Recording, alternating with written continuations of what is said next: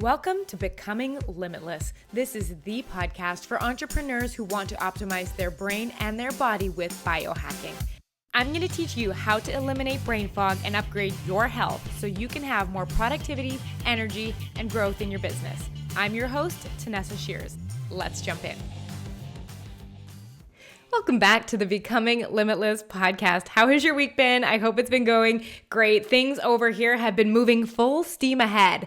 I am in the midst right now of putting the final touches on something that I'm going to be releasing in probably about a month from when you hear this. And it is going to be the go-to community for 6- and 7-figure entrepreneurs who want to use biohacking to double their energy and their focus. And right now, I am putting the finishing touches on what the community will look like, the back-end programming, the flow it will take. I am so excited to bring this to life in just a month or so from now. I've been working really hard on it. You know, when you just have a project that lights you up and I can't stop. It's so much fun to create, and I'm so excited to have you get your hands on it. So be watching for that. If we're not connected on Instagram, jump over there at Tanessa Shears, or make sure you're on my email list. And if you're not, just go into the description of this podcast and any of those like opt-ins there, whether that be for the 3 biohacking secrets to optimize your sleep, like any of those in there are a good place to click to get on my email list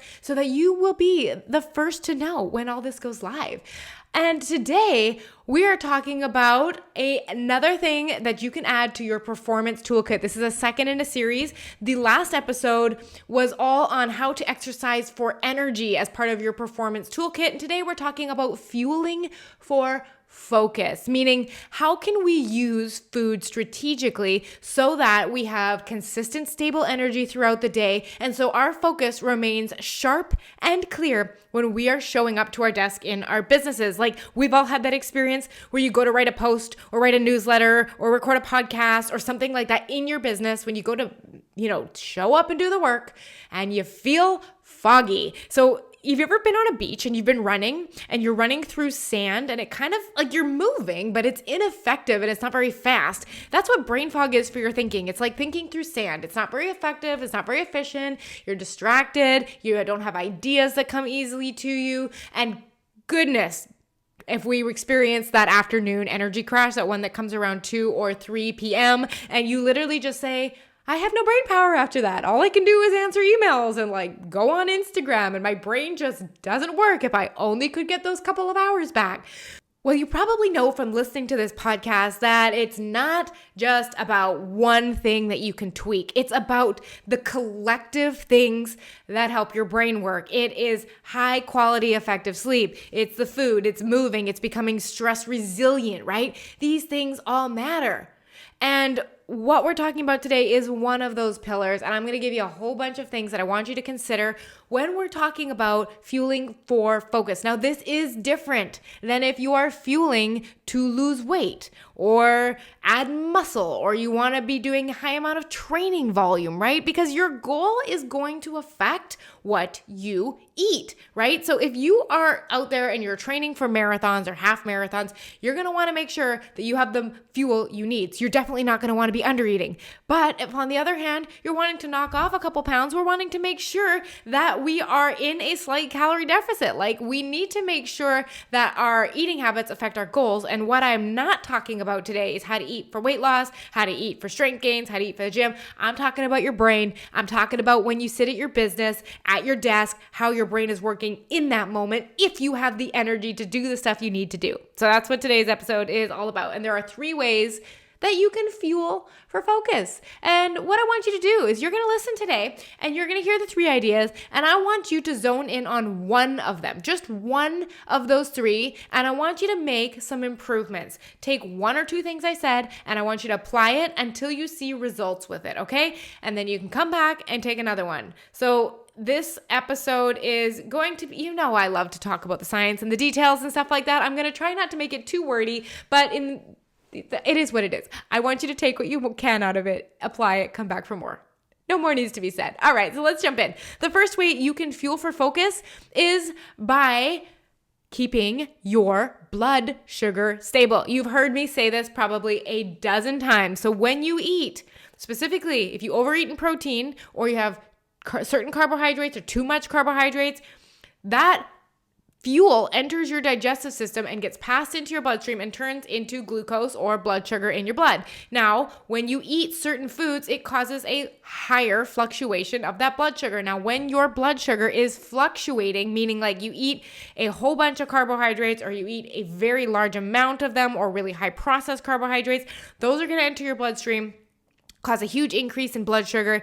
And with that comes inflammation. With that comes brain fog. And not only that, when that blood sugar gets dropped off, what happens is your energy goes along with it. So if you ever feel like you're kind of on an energy roller coaster, or you feel like you get brain fog out of nowhere, or specifically you get really exhausted and tired after you eat a meal, then you might be on the blood sugar roller coaster, okay? So I'm going to give you a very quick run through of what foods affect blood sugar the most and which affect them the least. So when you are eating healthy fats, and I'm talking about things like the fats that are found in nuts and seeds, if you're talking about avocado oil, the fat from meat, all of those kind of things, butter, those fats when consumed barely, if at all, affect your blood sugar. It's pretty much neutral. So when you eat those things, your blood sugar doesn't change very much. And this is a good thing, right? Blood sugar stable means energy stable, means your focus is on point, right? You're not having that brain fog.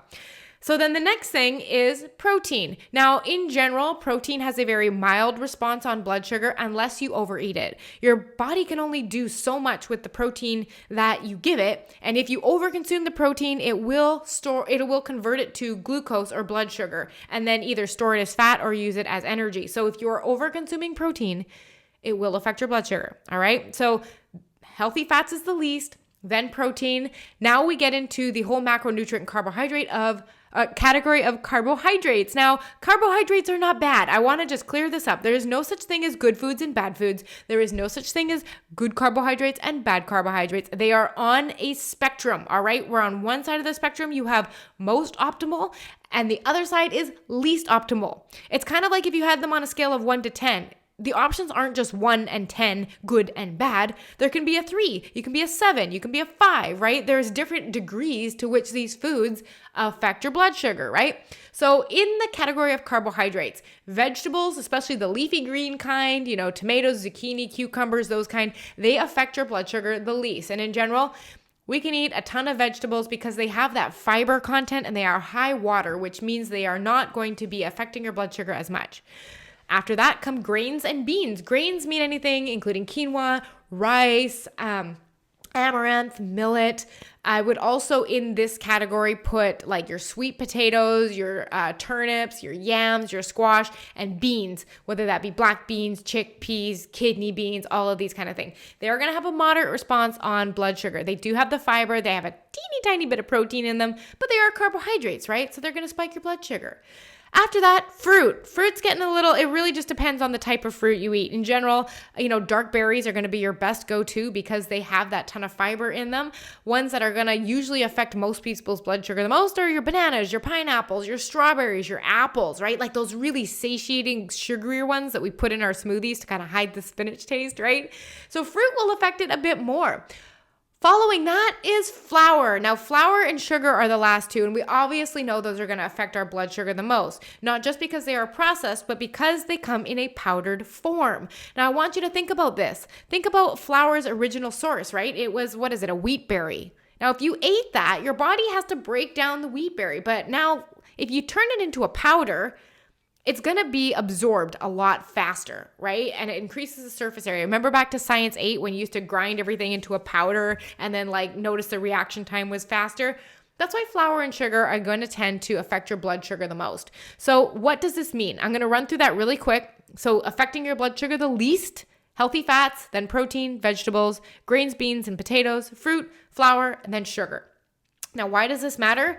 If you want to keep your blood sugar stable and keep your brain focused, you're going to want to be choosing foods that fall on the healthy fat, protein, and vegetable spectrum a lot more often than the sugar, flour, and fruit. So if you're eating for lunch, like a lot of sandwiches, if you're eating a lot of pastas, things like that, you're going to have to expect to have that energy roller coaster and the blood sugar drop off after that meal, right? So what do we want to choose? Healthy fats. We want to choose protein, we want to choose vegetables as often as possible, keeping with that whole food. This is how we're going to keep our blood sugar stable. I'm going to give you 5 other tips right now to help you keep your blood sugar more stable, and so that you're not getting that brain fog. And number 1, don't consume coffee on an empty stomach, right? So what coffee does is it spikes up the stress hormone cortisol. And when cortisol is spiked, it actually causes blood sugar that is stored in like your liver to break down and raise your blood sugar level. So if you are finding that you're getting this massive energy crash in the morning, it might not be such a good idea to be consuming that coffee on an empty stomach. Maybe just wait until breakfast to get that first cup down. Number 2, don't eat naked carbs. What's a naked carb? A naked carb is when you have a meal that is only carbohydrates. They're naked. They don't have any protein in that meal. They don't have any fat in that meal. Good example, plate of pasta. Good example, a piece of bread. Another good example, fruit by itself. We want to be making sure that when we eat any of our meals that they are complemented by a fat and a protein so that you don't get such a wild blood sugar spike. So don't eat naked carbs, all right?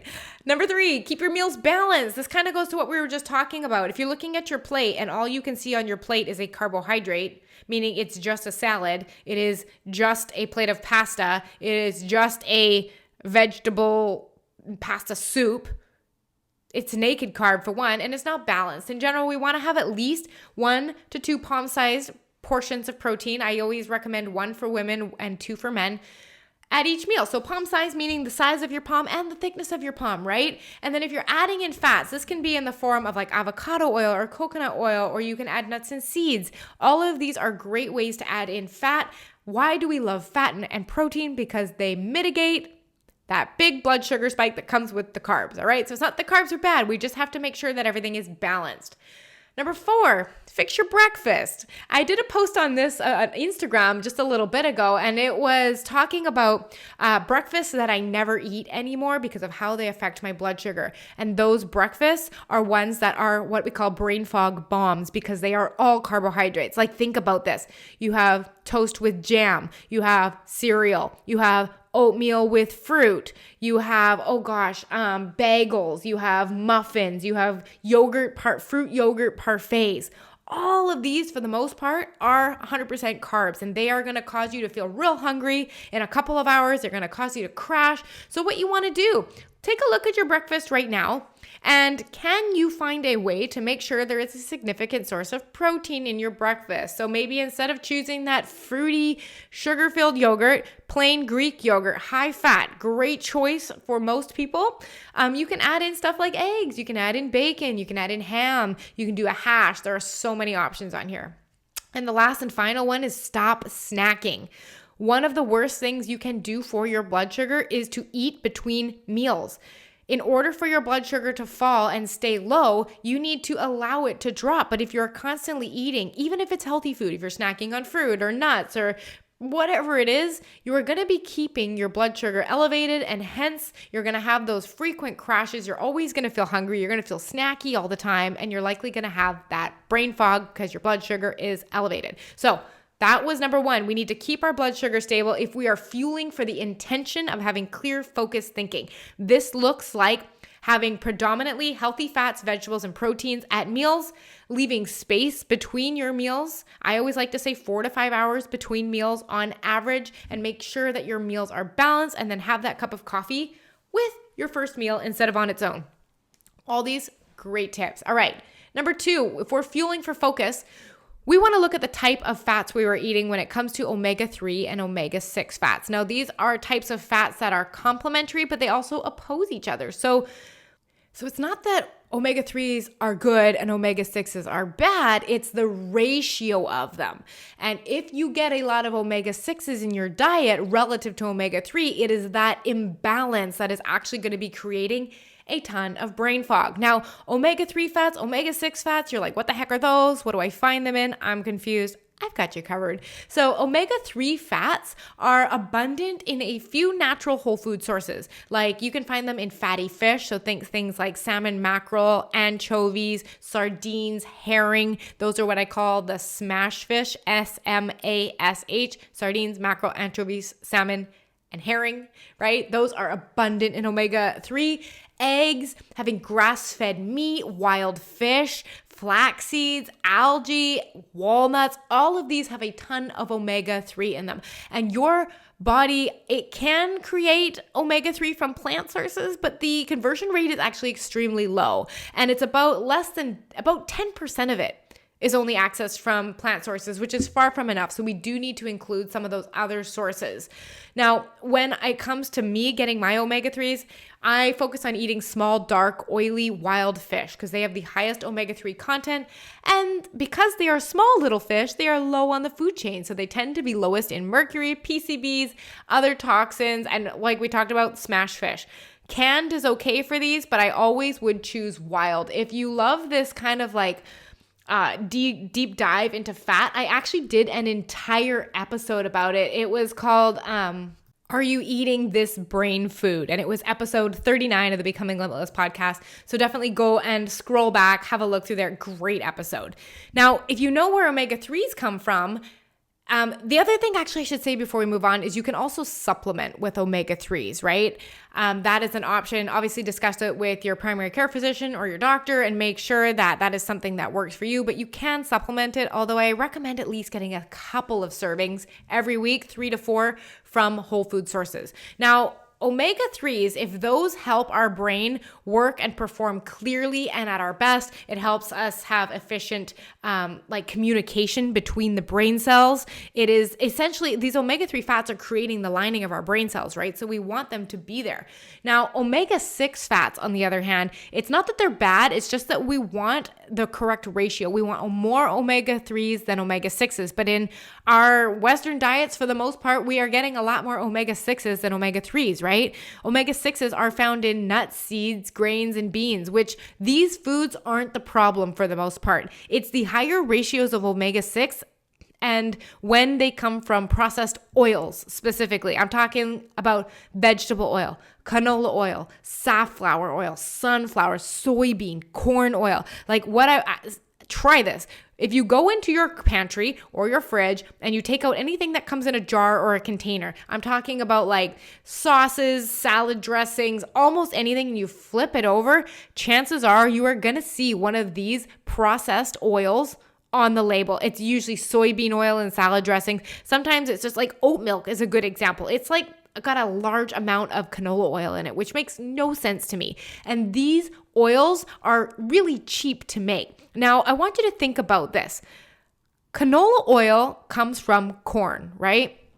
Is corn oily? No, corn is not oily. So how do you get oil out of corn? Well, you take cheap chemical solvents and extract it. And it's like chemical solvents, like what you would use for cleaning your house, that level of chemical solvent. And that's what ends up being incorporated into your food and into your diet. And on top of that, these fats, when heated, they break down and do funky things. And then we incorporate these denatured funky fats into your brain cells and we wonder why we feel foggy all the time, right?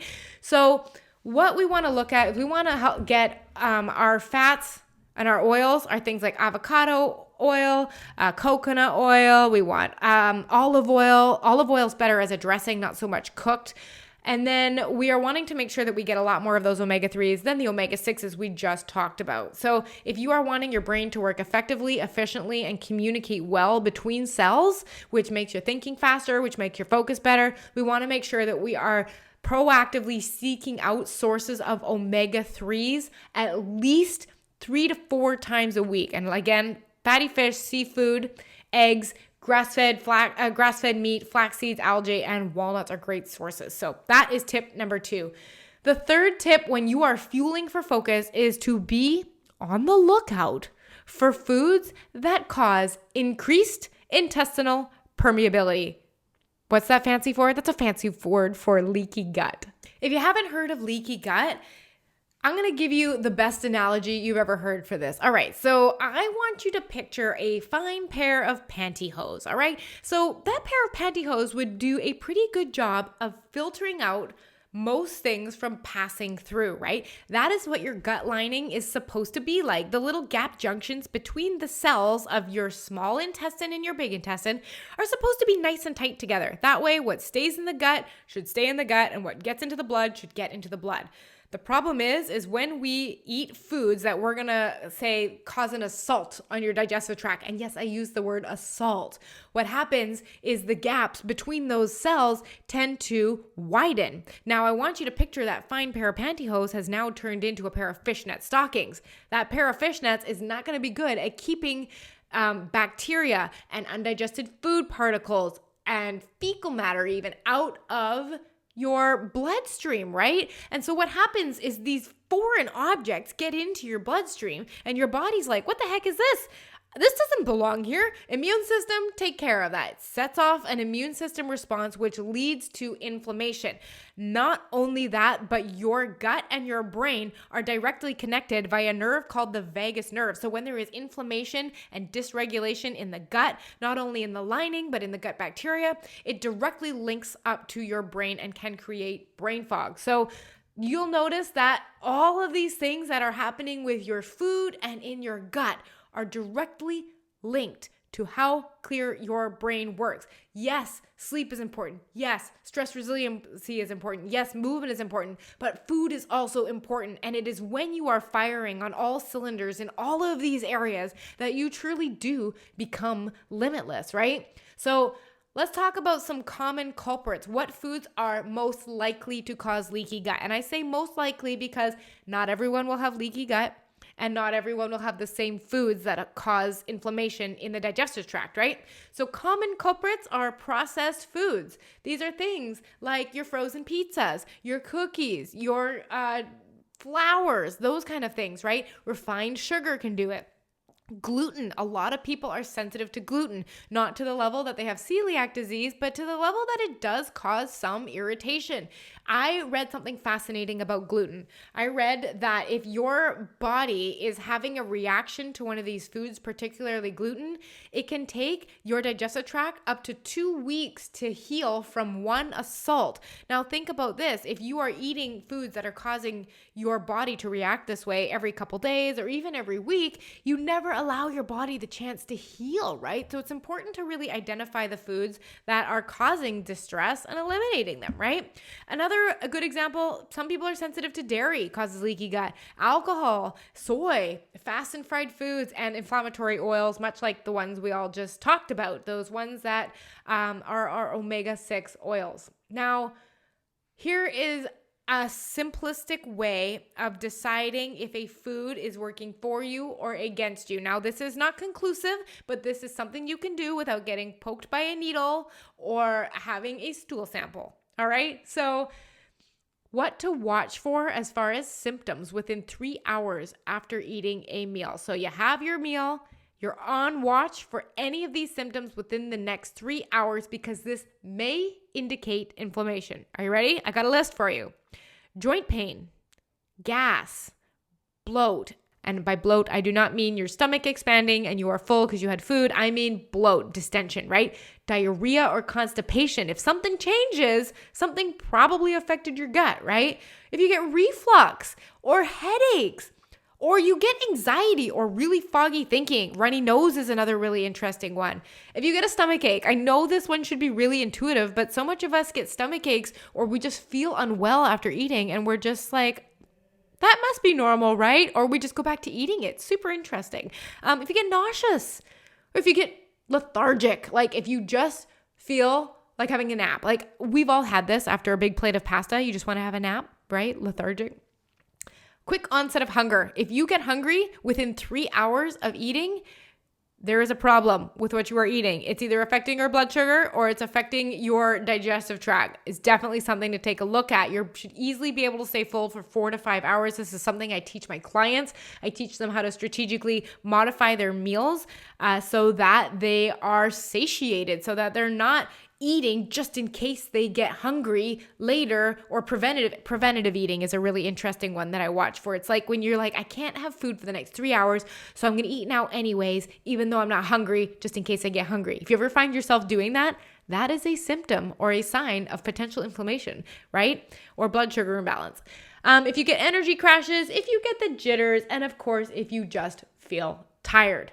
These are all things I would watch for and be on the lookout that I would want to update. So I have given you 3 things for your Fueling for Focus Performance Toolkit. Number 1, you want to keep that blood sugar stable. 2, have more omega-3 than omega-6. Add omega-3s, remove some omega-6, and be on the lookout for foods that increase that leaky gut. And I gave you that list of symptoms to watch for. So this should be a wonderful addition to your toolkit. And I hope it has been really helpful for you and that you will use it. If you are loving this performance toolkit and you have a ton of ideas on how you can double your energy and focus with these biohacks, with these protocols that I'm sharing with you, come over on Instagram. I'm at Tanessa Shears and shoot me a DM. Let me know what you're working on and even let me know what you're struggling with. And I would love to be able to just have this conversation back and forth. I'll toss you some ideas to try. And if you are wanting to take this to the next level and really optimize the way your brain and body works so you show up like a CEO in your business that takes care of their brain, their health, and their longevity and just wants to feel fully alive, I would invite you to send me a DM with the words becoming limitless. So what I'll do is I'll ask you a couple questions. Hey, what's going on? What have you tried? What's not been working? And if I feel like my program is a good fit for you, I'll offer to jump on a call where me and you can just dive into what's going on. And if it's a good fit, I'll offer to work with you inside of my Becoming Limitless program. So take that next step and DM me if you are ready to start optimizing your body and your brain. Otherwise, have a beautiful week and I will talk to you next time. Bye. Learn something new in this episode or feel inspired to take action? I'd love for you to share it with a friend and leave a review. Your review will help one more entrepreneur feel healthier, more energized, and focused. If you feel good about helping a friend or a fellow business owner you've never even met, you are my kind of people. I'm excited to help you become limitless in the coming episodes.